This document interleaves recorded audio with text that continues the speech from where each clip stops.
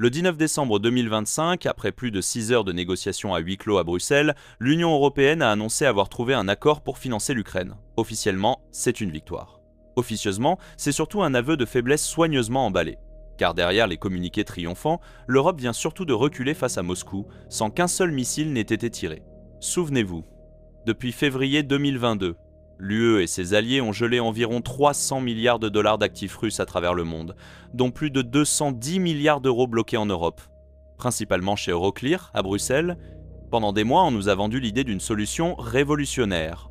Utiliser cet argent russe pour financer l'Ukraine sans faire payer directement les contribuables européens. Ursula von der Leyen elle-même parlait d'un montage financier ingénieux, presque magique. Les actifs resteraient juridiquement intacts, mais serviraient de base à un prêt massif pour Kiev.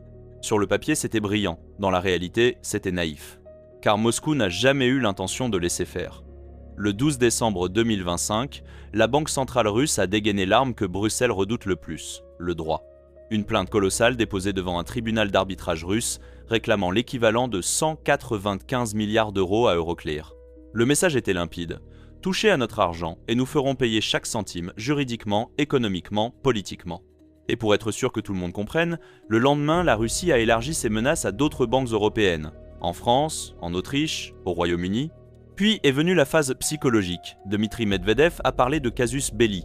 Oui, carrément, l'utilisation des actifs gelés a été présentée comme un acte de guerre potentiel. Et pendant que certains à Bruxelles faisaient mine de hausser les épaules, les juristes, eux, blêmissaient. Parce que derrière ces menaces, il y a une réalité très concrète. Plus de 120 milliards de dollars d'actifs occidentaux restent exposés en Russie. Usines, filiales, comptes bancaires. Autant de leviers que le Kremlin peut actionner quand il le souhaite. Mais le coup fatal n'est pas venu de Moscou. Il est venu de l'intérieur même de l'Union européenne. Et son épicentre, c'est la Belgique.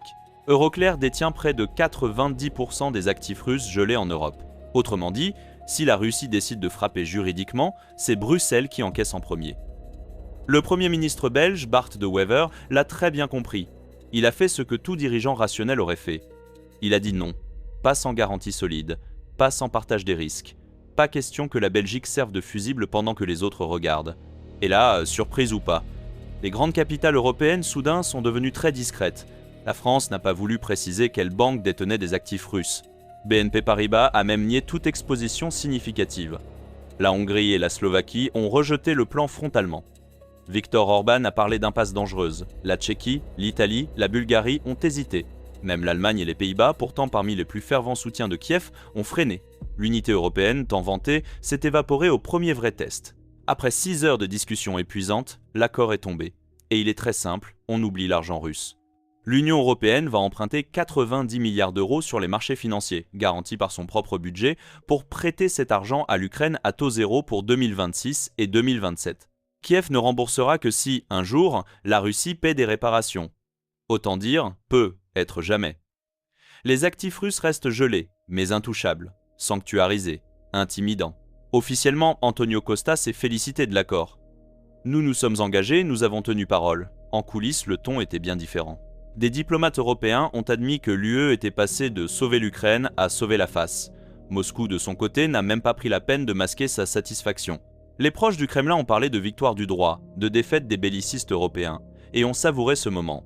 Soyons clairs entre nous, ce qui s'est joué ici, ce n'est pas seulement un débat juridique, c'est une démonstration de force. La Russie a prouvé qu'elle pouvait faire plier l'Union européenne sans chars ni missiles, simplement en exploitant ses divisions, sa peur des marchés et son attachement presque religieux à la stabilité financière. Et l'Europe a montré ses limites.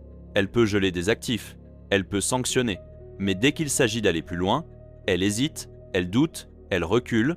Pour l'Ukraine, le message est brutal. Le prêt de 90 milliards est loin de couvrir les besoins estimés par le FMI.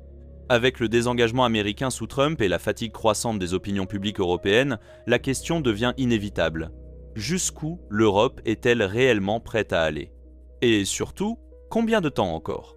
Le 19 décembre 2025 restera comme le jour où l'Europe a cligné des yeux face à Moscou. Les actifs russes sont toujours là, gelés, immobiles, mais transformés en totems intouchables. Et dans le grand jeu géopolitique, Poutine vient de rappeler une chose essentielle. Même sous sanctions, même isolée, la Russie conserve des leviers puissants. À vous maintenant. Pensez-vous que l'Europe a fait preuve de prudence ou de faiblesse? Est-ce une stratégie responsable ou un dangereux précédent? Dites-le en commentaire. Abonnez-vous si vous voulez des analyses sans langue de bois et pas les communiqués réchauffés des sommets européens. On se retrouve très vite pour la suite.